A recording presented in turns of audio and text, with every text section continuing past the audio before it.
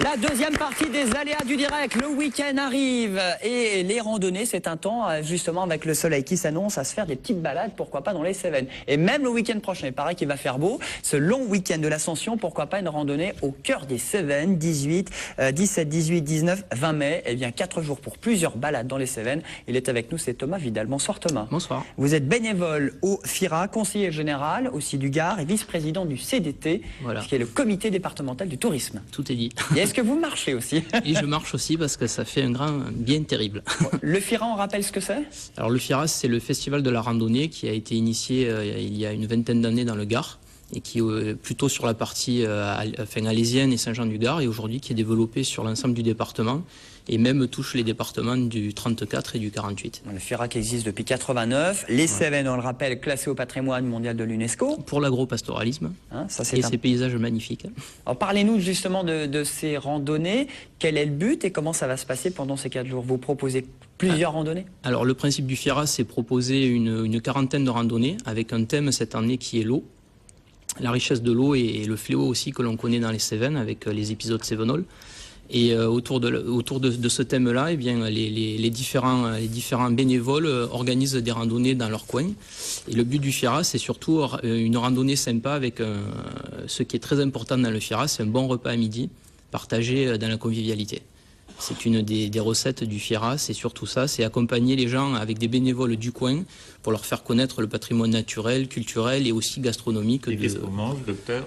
Alors on peut manger, puisque moi je suis conseiller général du canton de Valorog, on peut manger de l'oignon doux des Cévennes, voilà, AOP, oui, qui a été reconnu site remarquable du goût il y a quelques mois.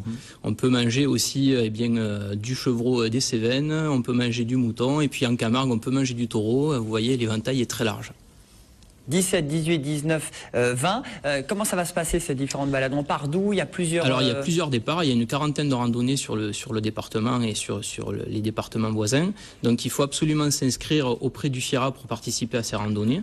Donc je peux vous donner les coordonnées, c'est à Saint-Jean-du-Gard, c'est au 04 66 85 17 94 ou sur randocévennes.com.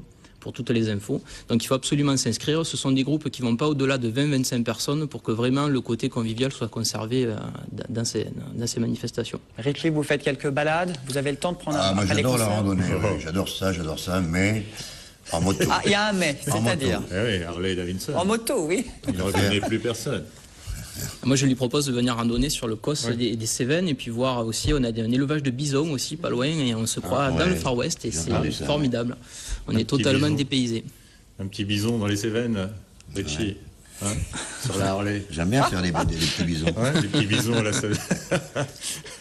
Bon, on s'inscrit, il reste de la place. Il reste de la place, il y a déjà quelques randonnées qui sont complètes. Il faut rappeler que c'est deux étapes par an, c'est à la Toussaint et à l'Ascension. Donc ça revient 2 fois par an. Et aujourd'hui, on arrive à mobiliser beaucoup de personnes qui viennent beaucoup des Bouches-du-Rhône, du Rhône aussi, autour de Lyon, Paris. Et on a aussi quelques Belges et quelques Allemands qui participent à ces randonnées. Alors est-ce qu'il y a des régionaux, des Gardois, des Héroltans, on est les cordonniers les plus mal chaussés? Le cœur de la cible, c'est bien sûr cette clientèle-là qui aime beaucoup le FIRA, car c'est autrement que randonner tout seul sur les chemins, puisqu'ils sont vraiment accompagnés avec des gens qui connaissent le territoire et qui, à chaque détour, on va dire derrière un châtaignier, vont leur raconter la petite histoire craquante. Et derrière le châtaignier, voilà, il y a des histoires craquantes. Voilà. On n'en dira pas plus. Ouais. C'est la partie coquine de l'émission. Voilà. Le FIRA. Bon, la semaine prochaine, 17, 18, 19, 20, il reste encore de la place, c'est important. On appelle, on va sur Internet pour se balader, une bonne paire de baskets, sac à dos. C'est payant d'ailleurs? Alors c'est payant et puis donc ça tourne dans les 20-25 € suivant la randonnée choisie et par rapport au repas qui est proposé aussi, qui est toujours un repas de qualité avec des produits du terroir. Il y a un guide? Il y a un guide et il y a un accompagnateur et il y a surtout les locaux qui accompagnent derrière et qui racontent les bonnes histoires. Avec un bon petit bouquin. Il s'occupe de ses oignons. Effectivement.